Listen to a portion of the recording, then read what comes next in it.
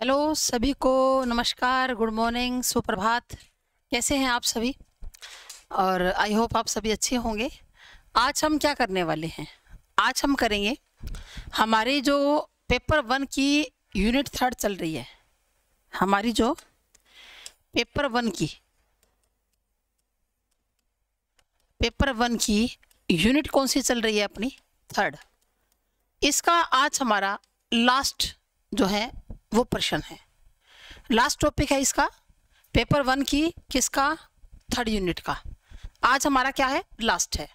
और हम लोग कल से एक नया टॉपिक, एक नई यूनिट शुरू करेंगे, यूनिट 4। यूनिट नंबर 4 जो है हम कल से स्टार्ट कर देंगे। 4 को करने के बाद आपका जो पहला पेपर है वो क्या हो जाएगा? वो कंप्लीट हो जाएगा। तो देखो, पेपर 1 की यूनिट क्या है? हमारी 3rd। और आज हम लास्ट इसका टॉपिक कर रहे हैं। आज हम करेंगे क्या? आज हम करेंगे कि ब्रूनर का, आज हम क्या करेंगे? आज करेंगे कि ब्रूनर का संरचनात्मक सिद्धांत। ब्रूनर का संरचनात्मक सिद्धांत, ये इस सिद्धांत का नाम है। ठीक है। ब्रूनर, जिनका पूरा नाम क्या था? Jerome Bruner. पूरा नाम था इनका जेरोम ब्रूनर। इन्होंने संरचना का सिद्धांत दिया, कंस्ट्रक्टिव थ्योरी। इंग्लिश में क्या बोलते हैं इसको? कंस्ट्रक्टिव थ्योरी बोलते हैं इसको इंग्लिश में। ठीक है ना? क्या बोलते हैं? कंस्ट्रक्टिव थ्योरी बोलते हैं।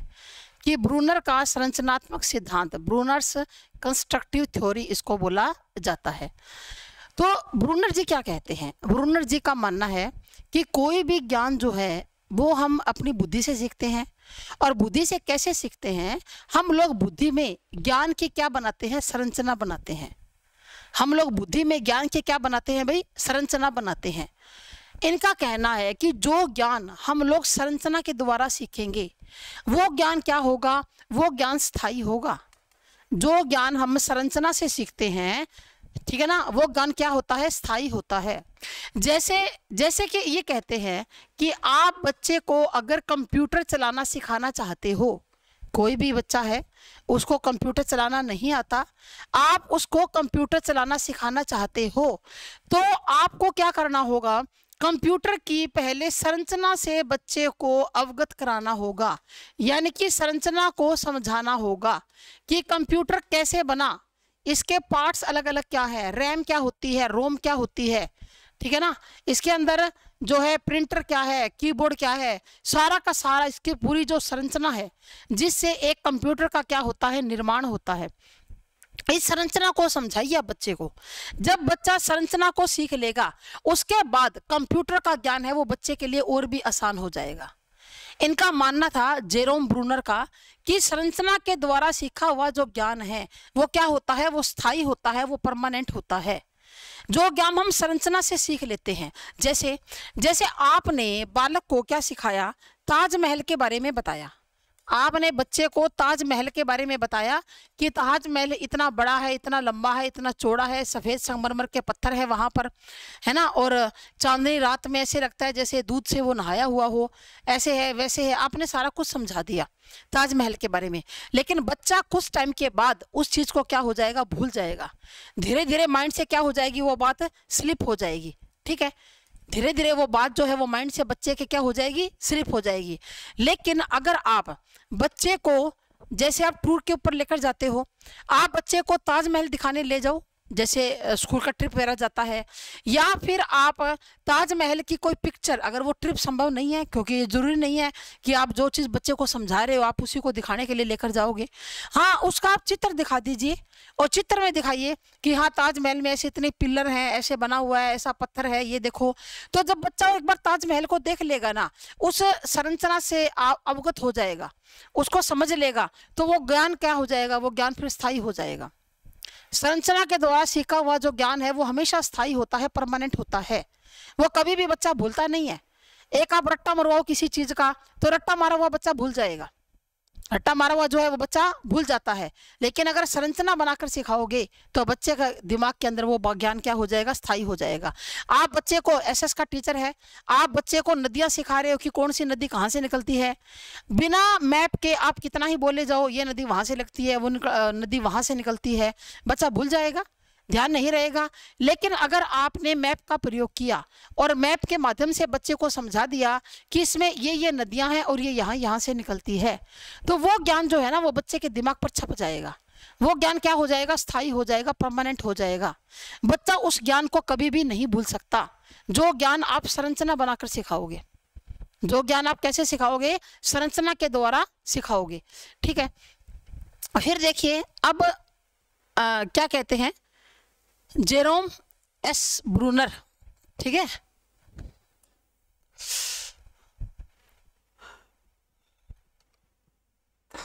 हाँ जी, तो संरचनात्मक सिद्धांत के प्रतिपादक कौन है, जेरोम एस ब्रूनर है। कौन है, जेरोम एस ब्रूनर है। इन्होंने शिक्षा की प्रक्रिया, एक पुस्तक है जो उन्होंने 1960 में लिखी थी। 1960 में इन्होंने एक किताब लिखी जिसका नाम क्या था, शिक्षा की प्रक्रिया, द प्रोसेस ऑफ एजुकेशन। किताब का क्या नाम था, शिक्षा की प्रक्रिया, द प्रोसेस ऑफ एजुकेशन। तो जेरोम एस ब्रूनर की 2 पुस्तकें बहुत चर्चा में रही। वैसे ये जो पुस्तक थे ना, शिक्षा की प्रक्रिया, इन्होंने इस पुस्तक में ये संरचनात्मक सिद्धांत बताया था और ये दुनिया के सामने आया। ये जो संरचनात्मक सिद्धांत है, इनकी जो पुस्तक है शिक्षा की प्रक्रिया, द प्रोसेस ऑफ एजुकेशन, इसके माध्यम से ये दुनिया के सामने आया था। तो इनकी 2 पुस्तकें बहुत चर्चा में रही, द प्रोसेस ऑफ एजुकेशन, एक तो यही, द रिलेवेंस ऑफ एजुकेशन, दूसरी कौन सी रही, द रिलेवेंस ऑफ एजुकेशन। ये दोनों पुस्तकें चर्चा में बहुत ज़्यादा इनकी रही हैं। ठीक है, उसके बाद यह पुस्तक व्यावसायिक शिक्षा की समस्याओं, शिक्षा व्यवसाय में अनेक पक्षों पर हुई कॉन्फ्रेंसों में प्रस्तुत, जैसे जेरोम ने अनेक कॉन्फ्रेंस की, इन्होंने अनेक शिक्षाविदों को, जो शिक्षाविद थे ना अलग अलग क्षेत्रों के, अनेक शिक्षाविदों को, अनेक इन्होंने विद्वानों को, ठीक है ना, अनेक वैज्ञानिकों को इन्होंने एक कॉन्फ्रेंस की, ठीक है ना, अनेक वैज्ञानिक इन्होंने एक कॉन्फ्रेंस की और इसके अंदर इन सभी को बुलाया और इनके ऊपर शिक्षा के बारे में चर्चा की कि जो व्यावसायिक शिक्षा है, यानी कि जो हमारी प्रोफेशनल एजुकेशन होती है, उसमें समस्याएं क्या हैं और शिक्षा के व्यवसाय में जो अनेक पक्ष हैं उनके बारे में इन्होंने बातचीत की। आज थोड़ी सी बच्चों मुझे बोलने में दिक्कत आ रही है क्योंकि मेरे मुंह के अंदर कहते हैं छाले हो गए हैं और जैसे बोल रही हो ना तो वहाँ बार बार जैसे मुंह के अंदर से दांत रड़ रहे हैं, बड़ी दिक्कत सी हो रही है थोड़ी सी बोलने में। तो थोड़ा मैं आराम से आपको धीरे धीरे ये टॉपिक तो समझा ही दूंगी क्योंकि मैंने सोचा आज क्लास लेनी ज़रूरी है, क्योंकि आपका जो सिलेबस है वो तो पूरा करवाना ही है जल्द से जल्द, ताकि आप एग्ज़ाम के लिए तैयार हो जाओ। तो देखो, अनेक जो कॉन्फ्रेंस हुई उसके अंदर अनेक अनेक विद्वानों ने अपने अपने विचार दिए, अलग अलग विद्वानों ने अपने अपने क्या दिए, इन्होंने विचार प्रस्तुत किए। तो इन विचारों के आधार पर इन्होंने जो पुस्तक लिखी, पुस्तक का नाम क्या था, शिक्षा की प्रक्रिया, द प्रोसेस ऑफ एजुकेशन, ये इन्होंने पुस्तक लिखी। उसके बाद देखिए अगली बात है,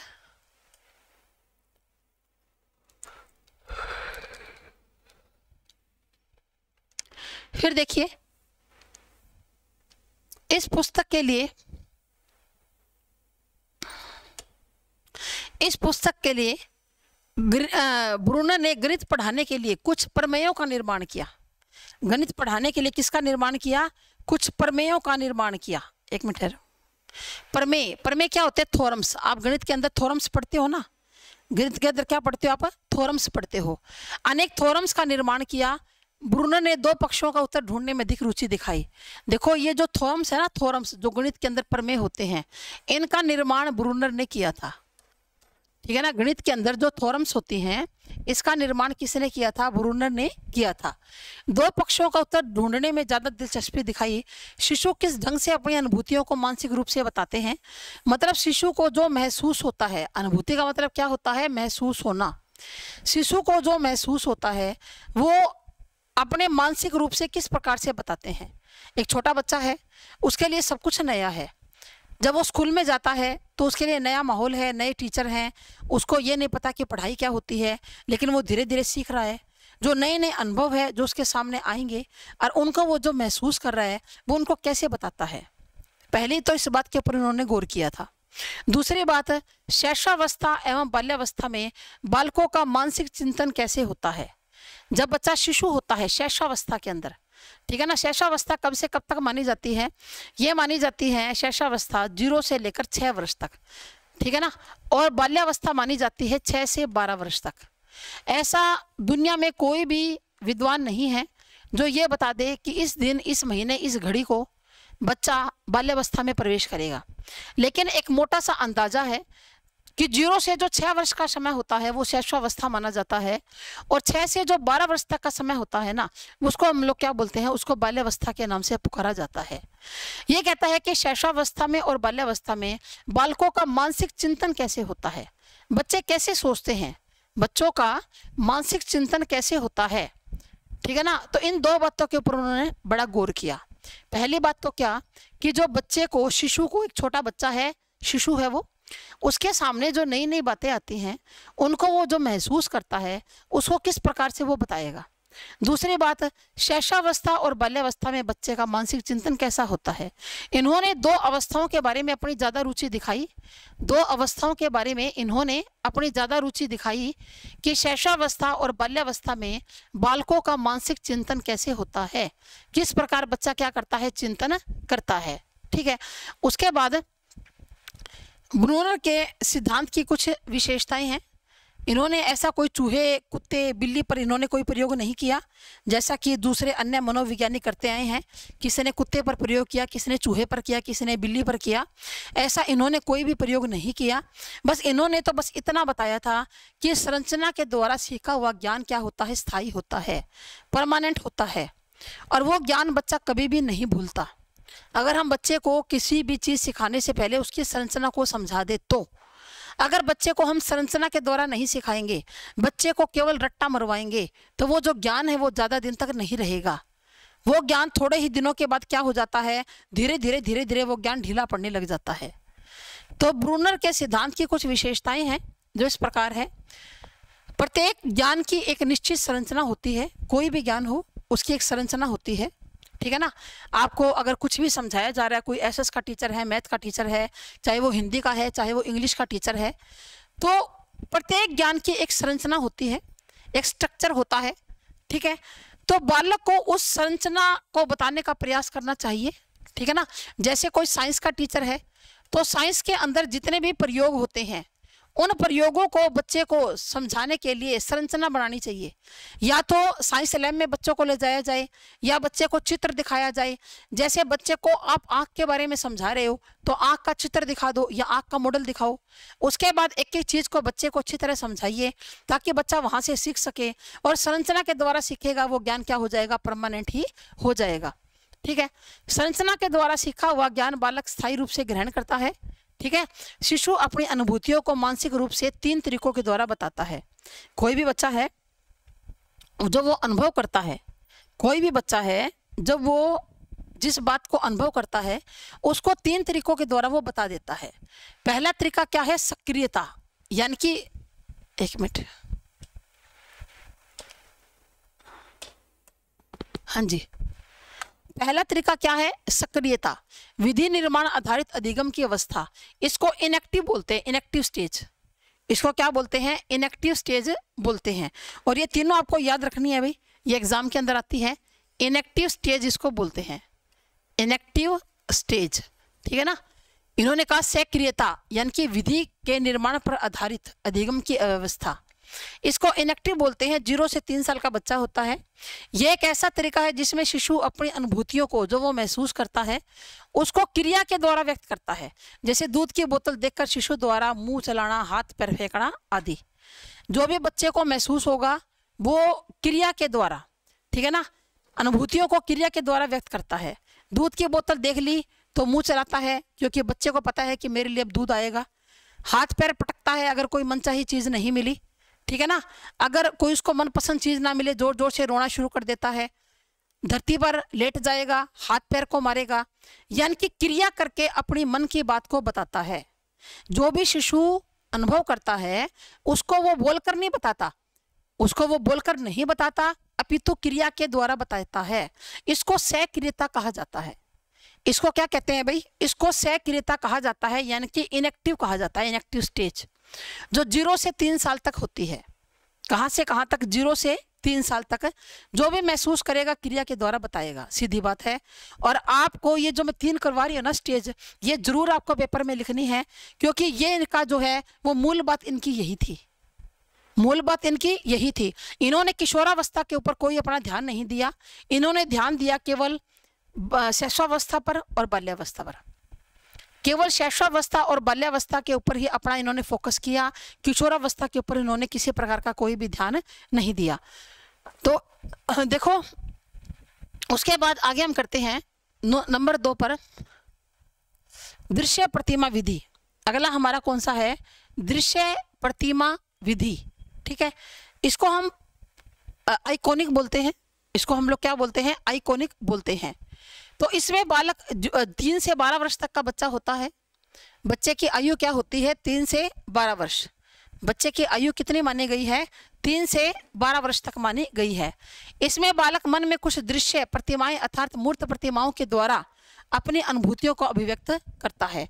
मतलब ये वो अवस्था होती है जिसमें बच्चा अपने मन में कुछ प्रतिमाएं, यानी कि कुछ आप यूँ कह सकते हो चित्र बना लेता है अलग अलग बातों के, और इनके द्वारा अपने बातों को अभिव्यक्त करता है। ठीक है ना? 3 से 12 वर्ष का जो बच्चा है अपने दिमाग में कुछ ना कुछ चित्र दृश्य बना लेता है। लेकिन जो 3 साल से छोटा बच्चा होगा वो अपने माइंड में, अपने दिमाग में दृश्य को नहीं बना सकता।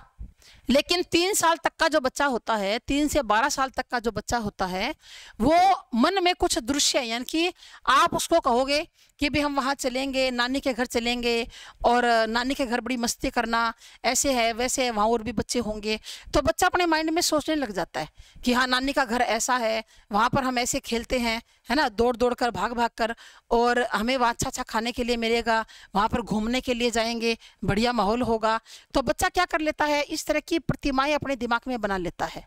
जैसे आपने बच्चे को कहा कि भाई मैंने जो आपको घुमाया था ना पिछली बार, तो हम वहाँ पर चलेंगे, भी हम शिमला चलेंगे। बच्चा पहले भी शिमला घूम कर आया है, तो जो शिमला की जो सारी बातें हैं ना, वो अपने दिमाग के अंदर एक प्रतिमा, एक दृश्य बना लेता है। बच्चा अपने दिमाग में क्या बना लेता है? उन सबका एक दृश्य बना लेता है और अपने मन की बातों को प्रकट करता है कि हाँ पिछली बार भी बड़ा मजा आया था, हम ऐसे घूमने गए थे, हमने ये किया, हमने वो किया। ठीक है, उसके बाद अगला है सांकेतिक विधि। अगला क्या है? सांकेतिक विधि, और इसको चिन्ह आधारित अधिगम की अवस्था भी बोलते हैं। सांकेतिक विधि को चिन्ह आधारित अधिगम की अवस्था भी बोलते हैं। इसको साइम्बोलिक बोलते हैं। इसको क्या बोलते हैं? साइम्बोलिक। देखो पहले वाले को हमने क्या बोला था? इनएक्टिव। क्या बोला था? इनएक्टिव। बाद वाला क्या था? आइकॉनिक। उसके बाद हमारा क्या था? आइकॉनिक था। ठीक है, और अब हमारे सामने क्या है? सिंबॉलिक। अब हमारे सामने क्या है? सिंबॉलिक। 12 वर्ष के बाद यह अधिगम की सबसे ऊंची अवस्था है। 12 साल की उम्र से अमूर्त विचार या जो प्रतीकों के द्वारा सांकेतिक विधि में प्रधानता होती है। ठीक है ना? कहता है कि 12 साल के बाद जो अमूर्त, अमूर्त का मतलब जो दिखाई ना दे। अमूर्त का मतलब क्या होता है? जो दिखाई ना दे, जो हमें दिखाई नहीं देता वो भी विचार हमारे बुद्धि में चलते हैं, और प्रतीकों के द्वारा सांकेतिक विधि की प्रधानता होती है। सांकेतिक विधि में बालक भाषा के व्यवहार द्वारा अपनी अनुभूतियों को व्यक्त करता है। ठीक है ना? क्या है इसके अंदर? ध्यान से समझिए। क्या कहता है कि यह अधिगम की सबसे ऊंची अवस्था है। करीब 12 साल की उम्र में अमूर्त विचार, जो विचार क्या होते हैं? अमूर्त होते हैं, यानी कि जो हमें दिखाई नहीं देता, वो अमूर्त विचार या प्रतीक को, यानी कि सैंबल्स, प्रतीक मतलब क्या होता है? सैंबल्स, सैंबल्स के जरिए, ठीक है ना, सांकेतिक विधि में प्रधानता हो जाती है, यानी कि संकेतों के द्वारा बता देता है, और बालक भाषा के व्यवहार द्वारा अपनी अनुभूतियों को व्यक्त करता है। सीधी बात है। 12 साल के बाद बच्चे के अंदर क्या आ जाती है? किशोरावस्था आ जाती है। और किशोरावस्था का जो बालक होता है वो जो आंखों के सामने नहीं है, अमूर्त जो चीजें हैं उनके बारे में भी सोच सकता है, समस्या का समाधान कर सकता है, समस्या के समाधान तक वो पहुंच सकता है। तो ये जो बालक है वो सांकेतिक विधि के द्वारा, यानी कि अपने संकेतों के द्वारा, सैंबल्स के द्वारा अपने मन की भावनाओं को क्या कर सकता है, व्यक्त कर सकता है। ठीक है भाई, क्लियर। ये तीन बताया था, इनेक्टिव मोड, आइकॉनिक मोड और सिंबॉलिक मोड। ठीक है, उसके बाद देखिए आगे चलते हैं हम लोग। ब्रूनर का ये जो सिद्धांत है इसकी विशेषताएं क्या क्या है? ब्रूनर के सिद्धांत की विशेषताएं क्या क्या है? एक मिनट। ब्रूनर के सिद्धांत की विशेषताएं, इनका जो अन्वेषणात्मक सिद्धांत, यानी कि इनको डिस्कवरी लर्निंग भी बोलते हैं, कंस्ट्रक्टिव लर्निंग भी बोलते हैं, ठीक है ना, दोनों प्रकार की लर्निंग बोलते हैं, और इनको संज्ञानात्मक लर्निंग भी बोलते हैं। ठीक है ना, इनको क्या बोलते हैं? संज्ञानात्मक। एक मिनट है भाई, इसको संज्ञानात्मक अधिगम भी बोलते हैं। संज्ञानात्मक अधिगम भी इसको बोलते हैं, क्योंकि इन्होंने प्याजे के संज्ञानात्मक अधिगम को बड़ी गहराई से इन्होंने अध्ययन किया और उसके अंदर कुछ संशोधन करके अपना सिद्धांत प्रस्तुत किया। जो ब्रूनर थे वो प्याजे से प्रभावित थे। प्याजे का मैं आपको करवा चुकी हूँ ना, डॉक्टर जीन प्याजे हमारी सेकंड यूनिट में आया था। तो जो ब्रूनर है वो प्याजे से बहुत ज़्यादा प्रभावित हैं। प्याजे से प्रभावित होने के कारण इन्होंने प्याजे के संज्ञानात्मक विकास को बड़ी गहराई से पढ़ा और उसके अंदर कुछ चेंजेस करके इन्होंने अपना सिद्धांत प्रस्तुत किया। फिर देखिए इनके सिद्धांत की क्या क्या विशेषताएं हैं। अधिगम के बाद पुनर्बलन पर बल देता है, जैसे पुरस्कार, दंड आदि। यह सिद्धांत क्या देता है? अधिगम। अधिगम का मतलब क्या है? लर्निंग। बच्चे ने क्या किया? कुछ लर्न कर लिया, लर्निंग की बच्चे ने क्या की? लर्निंग की। लर्निंग के बाद बच्चे को क्या देनी चाहिए? कोई पुरस्कार, दंड आदि मिलना चाहिए। रीइंफोर्समेंट बच्चे को मिलना चाहिए। अगर बच्चे ने अच्छा किया है तो फिर बच्चे को अच्छा रीइंफोर्समेंट मिलेगा, अच्छा नहीं किया तो फिर उसको दंड भी उसके लिए दिया जाना चाहिए। पहली बात तो ये कहता है ये सिद्धांत कि बच्चे को आप सिखा रहे हो, अगर अच्छा सीख रहा है तो पुरस्कार दीजिए, उसकी प्रशंसा कीजिए। अगर वो अच्छी तरह नहीं सीख रहा तो फिर आप उसको दंड भी दे सकते हैं।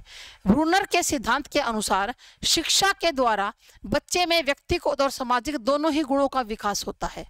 ये कहता है बालक के अंदर एक तो व्यक्तिक माना पर्सनल, इंडिविजुअल। व्यक्ति का मतलब क्या होता है? पर्सनल। एक तो पर्सनल और एक सामाजिक, दोनों ही गुणों का विकास होता है। जब हम बच्चे को कुछ सिखाते हैं तो बच्चे के अंदर दोनों ही प्रकार के गुणों का क्या होता है? विकास होता है। इस सिद्धांत के अनुसार विषय की संरचना ऐसी होती है जिसे विद्यार्थी आसानी से सीख सकता है।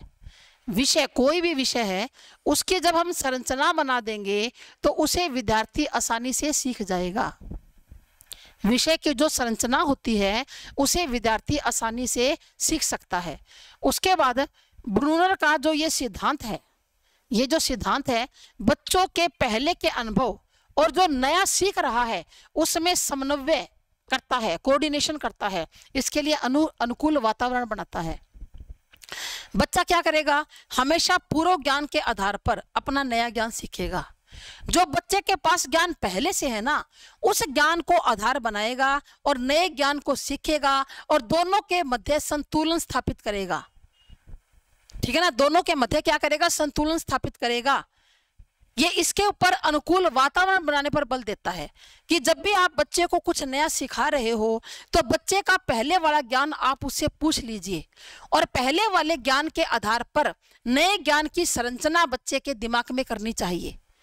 पुराने वाले ज्ञान के आधार पर नया ज्ञान बच्चे को सिखाया जाना चाहिए ताकि बच्चे के दिमाग में नया ज्ञान और पुराना ज्ञान दोनों में क्या हो? संतुलन स्थापित हो और दोनों के लिए ऐसा वातावरण बनाया जाए। इसके अनुसार विद्यार्थियों को सिखाए जाने वाली विषय वस्तु जो भी आप बच्चे को सिखा रहे हैं इस क्रम से प्रस्तुत की जाती है जिससे विद्यार्थी तार्किक यानी कि लॉजिकल ढंग से कठिन स्तर को भी ध्यान में रखकर सीखता है। ठीक है ना, कि जो भी आप बच्चे को सिखा रहे हो वो विषय वस्तु माना वो मैटर, वो टॉपिक, वो इस प्रकार से प्रस्तुत किया जाएगा कि जो बच्चा है ना वो लॉजिकल ढंग से कठिन बात को भी सीख लेगा। भाई ये जो 5 है ना, 5 ये इसकी विशेषताएं हैं। आपको पांचों विशेषताएं टिप्स पर याद होनी चाहिए, क्योंकि ज्यादा लंबी चौड़ी थ्योरी नहीं है। और अगर ब्रूनर की 16 नंबर में आएगी तो आपको ये सारा का सारा याद करना ही पड़ेगा। ठीक है, पहली बात तो क्या, अधिगम के बाद पुनर्बलन पर बल देता है।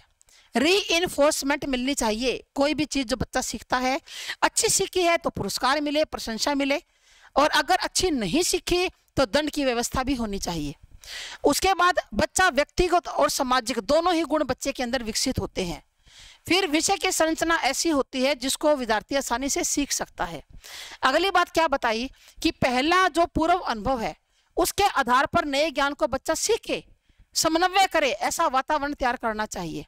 फिर विषय वस्तु इस प्रकार से प्रस्तुत की जाए ताकि बच्चा तार्किक ढंग से उसको सीख ले आसानी से। ठीक है भाई, तो ये जो 5 है ना, ये 5 ये हमारे सिद्धांत की विशेषताएं हैं जो आपको याद रखनी चाहिए। ठीक है, उसके बाद देखिए आगे हम बात करते हैं कि ब्रूनर का जो ये सिद्धांत है इसके लाभ क्या क्या हैं। ये तो विशेषताएं थी कि किस प्रकार से सीखा जाता है। अब हम बात कर लेते हैं कि जो ब्रूनर का ये सिद्धांत है इसके लाभ क्या क्या हैं, इसके फायदे बेनिफिट्स क्या क्या हैं। तो देखो, डिस्कवरी लर्निंग में कई लाभ हैं। डिस्कवरी लर्निंग भी बोलते हैं इसको, अभी मैंने बताया ना आपको। सक्रिय सहभागिता को प्रोत्साहित करता है। सक्रिय, सक्रिय का मतलब बच्चा कोई भी आप बात उसको सिखाओगे, बच्चा उसके अंदर पार्टिसिपेट करेगा। सक्रिय का मतलब क्या होता है, एक्टिव। सक्रिय को आप लोग इंग्लिश में क्या बोलते हो, एक्टिव बोलते हो। बच्चा कैसा सहभागी होगा, बच्चा एक्टिव हो जाएगा। बच्चा एक्टिव होकर आपकी बात को सीखेगा। सक्रिय सहभागिता होती है। सहभागिता कैसी होती है भाई, सक्रिय होती है। तो सक्रिय सहभागिता को बच्चा क्या करता है, प्रोत्साहित करता है बच्चे की। फिर प्रेरणा को बढ़ावा देता है। बच्चा जो भी नई चीज सीखेगा उसको प्रेरणा मिलेगी। प्रेरणा को क्या देता है, ये सिद्धांत बढ़ावा देता है। ठीक है ना, बच्चे को सीखने की प्रेरणा देता है कि बच्चा ताकि जल्दी से नया ज्ञान सीख सके। प्रेरणा को क्या देगा, बढ़ावा देगा। स्वायत्तता, जिम्मेदारी और स्वतंत्रता को बढ़ावा देता है। स्वायत्तता क्या होता है, अपने आप काम करना। अपने आप काम करना, अपने आप काम करने को क्या बोला जाता है, स्वायत्तता बोला जाता है। स्वायत्तता को जिम्मेदारी होती है बच्चे के ऊपर एक विशेष प्रकार की, और स्वतंत्रता को भी क्या देता है, ये बढ़ावा देता है। फिर रचनात्मकता और समस्या को सुलझाने के कौशल के विकास को उत्तेजित करता है। यानी कि क्रिएटिव, रचनात्मकता का मतलब क्रिएटिव, ये बंदे को क्रिएटिव बनाता है।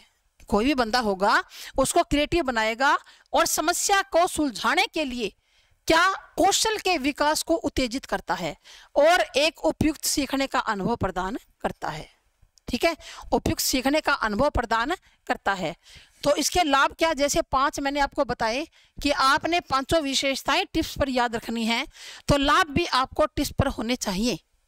लाभ क्या क्या है इसके, कि सक्रिय सहभागिता को बढ़ावा देगा, प्रेरणा को बढ़ावा देगा, अपने आप काम करेगा बच्चा, जिम्मेदारी उठाएगा, स्वतंत्र रहकर काम करेगा।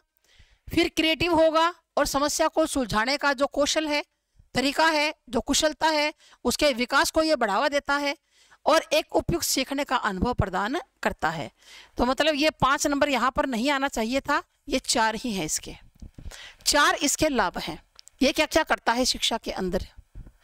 उसके बाद जिसके लाभ होते हैं उसके बच्चों कुछ दोष भी होते हैं, उसकी हानियां भी होती है ना। जिसके लाभ होते हैं ना उसकी हानियां भी होती हैं, कुछ हानियां भी हैं। पहले हम जेरोम ब्रूनर के बारे में लिखेंगे, फिर विशेषताएं, लाभ और हानियां भी लिखेंगे। हानि क्या है इसकी, दोष क्या है इसके, कि इसका डिस्कवरी लर्निंग पर अधिक बल दिया। इन्होंने सबसे ज्यादा बल किसके पर दिया, कि बच्चे को खोज करने के लिए प्रोत्साहित करो।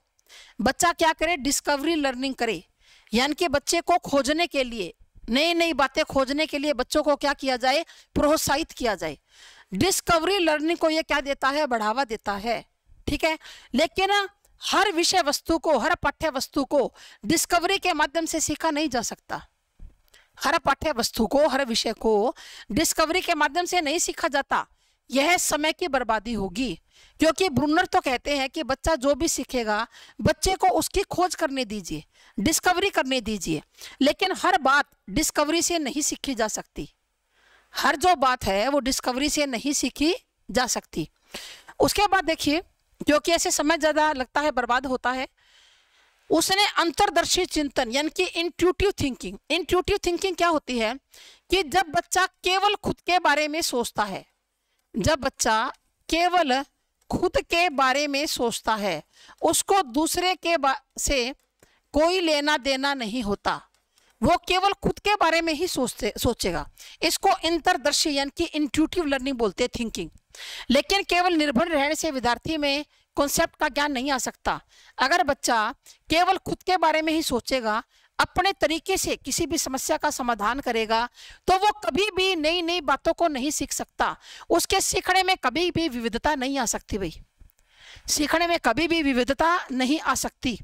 ठीक है, इससे सामान्य बच्चे में द्वंद्व की स्थिति उत्पन्न होती है। बच्चा सोचता है कि जो मैं कर रहा हूँ वो सही है या गलत है, यानी कि बच्चा एक द्वंद्व में फंस जाता है। देखो मेरी बात सुनो ध्यान से। ब्रूनर कहते हैं कि जो भी बच्चा सीखेगा वो अपने आप सीखेगा, अपने आयु के अनुसार अपने आप वो सीख लेगा, लेकिन हर चीज बच्चा अपने आप नहीं सीख सकता, क्योंकि कई बार बच्चा द्वंद्व का शिकार हो जाता है। द्वंद्व का मतलब कि जो मैं कर रहा हूँ जो मैं सोच रहा हूँ वो सही है या गलत है, मुझे ऐसा करना चाहिए या नहीं करना चाहिए। बच्चा एक प्रकार के द्वंद्व में फंस जाता है कि मैं क्या करूं और क्या नहीं, और इसी द्वंद्व के बीच वो कोई फैसला नहीं ले पाता। ठीक है, तो द्वंद्व की स्थिति उत्पन्न होती है।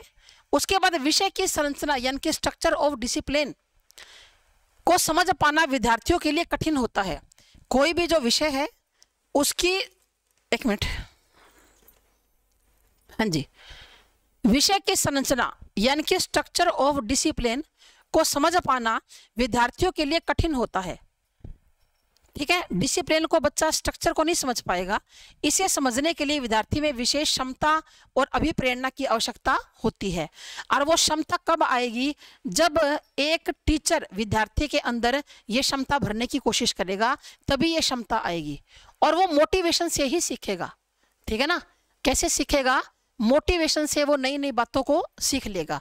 कोई भी विषय हो, अगर उसकी संरचना सीखनी है तो विद्यार्थी खुद से नहीं सीख सकता। अब जैसे आपने क्या कहा, आपने बच्चों को कोई पठार के बारे में समझाना है, आपने बच्चे को किसी पठार के बारे में समझाना है, लेकिन आप बच्चे को यूँ बोल दोगे कि पठार का तुम अपने आप समझ लो, क्या बच्चा समझ जाएगा? आप कहोगे नहीं समझेगा। उसके लिए विद्यार्थी में अगर वो समझ सकता है तो विशेष क्षमता होनी चाहिए, अभिप्रेरणा होनी चाहिए, मोटिवेशन होनी चाहिए। लेकिन विद्यार्थी कैसे सीखता है? शिक्षक की सहायता से ही सीखता है। विद्यार्थी सीखेगा कैसे? शिक्षक की सहायता से ही वो सीखेगा। ठीक है, तो ये तीन इसके दोष हैं। पहली बात तो हर चीज खोज से नहीं सीखी जा सकती। ये बार बार कहते हैं खोज करो, पर खोज से नहीं सीखी जा सकती। दूसरी बात, अगर बच्चा केवल खुद के बारे में ही सोचेगा, इंट्यूटिव यानी कि चिंतन करेगा, थिंकिंग करेगा, तो वो केवल कुछ एक कॉन्सेप्ट में तो वो सीख लेगा, बाकी सारा कुछ नहीं सीख सकता। फिर द्वंद्व भी आ जाता है। उसके बाद स्ट्रक्चर ऑफ डिसिप्लिन, विषय की संरचना को समझ पाना विद्यार्थियों के लिए मुश्किल है। विद्यार्थियों को विशेष क्षमता प्रेरणा की जरूरत होती है। तो ये तीन जो है इसके क्या हैं? दोष हैं। ये थोड़ा सा है उलझा हुआ, ये मत समझना कि उलझा हुआ मैडम करवा रहे हैं, ये बच्चे है थोड़ा सा उलझा हुआ। ब्रूनर का थोड़ा होता है, क्योंकि बाकी ये थोरनडाइक, पैवलोव ये तो आसान ही थे, लेकिन ब्रूनर का जो थोड़ी इसकी लैंग्वेज है ना वो थोड़ी सी डिफिकल्ट होती है बच्चों। आपको 2-4 बार ये जो है टोलमैन की वजह से थोड़ी डिफिकल्ट थी, तो टोलमैन ब्रूनर ये है दोनों थोड़ी सी डिफिकल्ट लैंग्वेज इनकी। आपको ये जो वीडियो है ना ये आपको 2-3 बार देखनी पड़ेगी, थोड़ा समझना पड़ेगा, फिर समझ में आ जाएगा। तो ब्रूनर के सिद्धांत का शिक्षा में क्या योगदान है? अब बात कर लेते हैं कि ब्रूनर का जो ये सिद्धांत है इसका शिक्षा में क्या योगदान है। पहला तो भाषा का विकास होता है। बात करते हैं शिक्षा में क्या योगदान है। भाषा का विकास होता है, लैंग्वेज डेवलपमेंट होता है। तो जो भाषागत विकास करता है, भाषा संबंधी विकास है, ये एक नई दिशा प्रदान करता है उसको। उसके बाद अन्वेषण विधि, देखो खोज, ह्यूरिस्टिक मेथड भी बोलते हैं इसको। अन्वेषण का मतलब खोज ही होता है, ह्यूरिस्टिक मेथड है ये। शिक्षण अधिगम प्रक्रिया में ब्रूनर क्या कहता है कि अन्वेषण को प्राथमिकता देता है।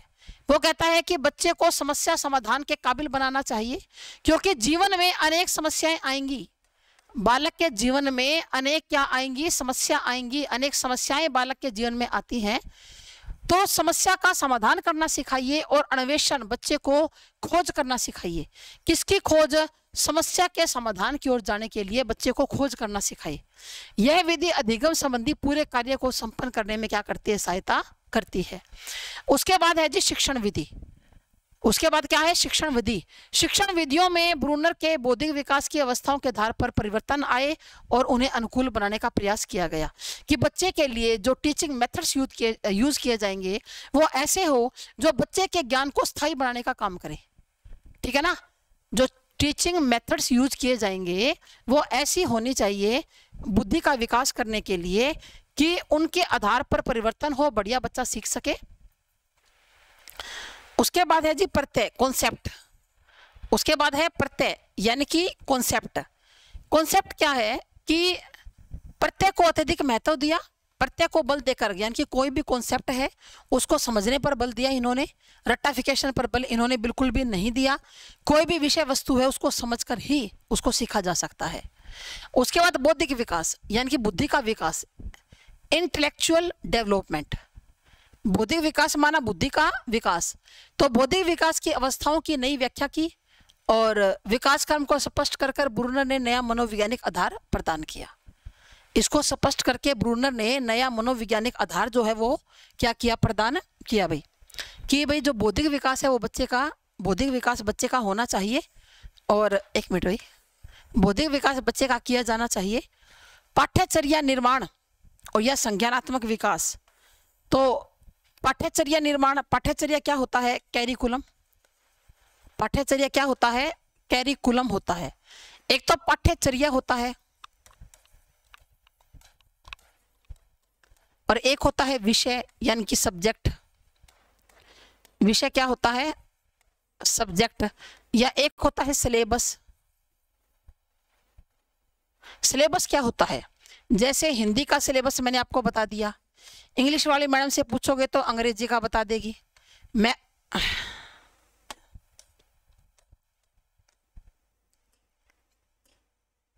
इंग्लिश वाले मैडम से पूछोगे तो अंग्रेजी का बता देगी, मैथ वाले टीचर से पूछोगे तो मैथ का बता देगा। ठीक है, लेकिन पाठ्यचर्या क्या होता है? कैरिकुलम। कैरिकुलम वो होता है, कैरिकुलम के अंदर सिलेबस होता है।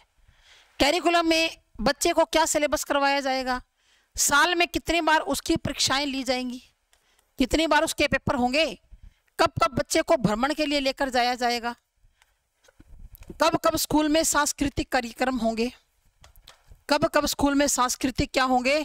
कार्यक्रम होंगे। ठीक है, तो बच्चे का ओवरऑल यानी कि पूरे साल का जो बच्चे के लिए बनाया जाता है वो पाठ्यक्रम, यानी कि पाठ्यचर्या भी आप कह सकते हो, पाठ्यक्रम भी कह सकते हो, उसको कैरिकुलम भी कह सकते हो। इसके अंदर बच्चे के पूरे साल का डाटा होता है कि पूरे साल में कब कब मंथली टेस्ट होंगे, कब कब ऐसे होंगे, कब वो हो गए सीए होगा, ठीक है ना, नहीं एफए सॉरी, कब ऐसे होंगे, कब एफए होंगे। ठीक है ना, तो पूरे साल का इसमें लेखा जोखा होता है। तो पाठ्यचर्या निर्माण में और बालक के विकास के लिए महत्वपूर्ण है। पाठ्यचर्या के निर्माण में एक व्यवस्थित आधार प्रदान करता है। पाठ्यचर्या में बालक के पूरे साल का आ जाता है कि पूरे साल में क्या क्या बच्चे से करवाया जाएगा। ठीक है, उसके बाद आनुवंशिक अधिगम, तो अधिगम वर्तमान अनुभव के साथ साथ पूर्व ज्ञान और अनुभव के द्वारा भी होता है। आनुवंशिक मतलब जेनेटिक, ये जेनेटिक भी होता है। ठीक है ना, उसके बाद देखिए लास्ट है हमारी ये शिक्षक की नवीन भूमिका। शिक्षक की नवीन भूमिका, तो ये शिक्षण की नई भूमिका पर क्या देते हैं? बल देते हैं कि शिक्षण जो है वो अगर एक शिक्षक, एक टीचर अगर वो चाहे तो शिक्षण अधिगम प्रक्रिया को और भी ज़्यादा प्रभावी बना सकता है। उसके बाद देखिए अधिगम के सिद्धांतों की व्याख्या, कि जितने भी अधिगम के सिद्धांत है उसकी व्याख्या कीजिए। शिक्षण अधिगम प्रक्रिया को सरल बना दीजिए, कठिन मत बनाइए और प्रभावशाली बनाइए। एक शिक्षक का ये कार्य है, ये आपके लिए है भाई, आप क्योंकि आगे जाकर टीचर बनने वाले हो, ये सारा आपके लिए है कि आप कैसे बच्चे को करवाओगे। अगर कोई भी मुश्किल विषय है, कोई मुश्किल टॉपिक है, आप क्या करोगे, उसको सरल बनाइए, रुचिकर बनाइए, ताकि बच्चे को वो जल्दी समझ में आ जाए। उसके बाद शैक्षणिक शोध, एजुकेशनल रिसर्च। तो ब्रूनर ने क्या कहा कि एजुकेशनल रिसर्च की विचारधारा का इन्होंने प्रादुर्भाव मतलब शुरुआत की। प्रादुर्भाव का मतलब क्या होता है, शुरुआत। इन्होंने शुरुआत की। अलग अलग मनोवैज्ञानिकों ने, शिक्षाविदों ने इसी विचारधारा के आधार पर अलग अलग शोध कार्य किया शिक्षा की प्रक्रिया के अंदर। तो हमारे क्या है, हमने कितने कर लिए, 10 हमने किए। 10 कौन कौन से हैं? पहला था हमारा कौन सा, भाषा का विकास होता है इस सिद्धांत से। शिक्षा में क्या क्या उपयोगी है भाषा के विकास में? अन्वेषण विधि यानी कि खोज विधि, कि नई नई खोज करेगा। उसके बाद है जी शिक्षण विधि, नई नई शिक्षण विधियों में सहायक है। प्रत्यय का निर्माण करता है, बौद्धिक बुद्धि का विकास करता है, पाठ्यचर्या निर्माण में सहायक है, और आनुवंशिक अधिगम जेनेटिक लर्निंग है ये। उसके बाद है हमारा शिक्षक की नई भूमिका बताता है, अधिगम के सिद्धांतों की व्याख्या करता है, और शैक्षणिक शोध करता है, एजुकेशनल रिसर्च करता है। ठीक है, तो आपका ये जो ब्रूनर का है ये कंप्लीट हो गया और आपको अच्छी तरह समझ में भी आ गया होगा। बाकी ये तो मैंने पहले ही बता दी कि इसके अंदर लैंग्वेज जो है ना वो थोड़ी सी बच्चों टफ है। जो लैंग्वेज है वो अब थोड़ी सी क्या है इसके अंदर टफ है। तो आप इसको अगर वीडियो को 2 या 3 बार देखोगे तो ये आपको अच्छी तरह समझ में आ जाएगा। अब हमारी जो 3rd यूनिट है वो समाप्त हो गई, खत्म हो गई 3rd यूनिट। हम नेक्स्ट लेक्चर के अंदर अपनी 4थी यूनिट स्टार्ट करेंगे भाई। 4थी यूनिट को क्या करेंगे, शुरू करेंगे।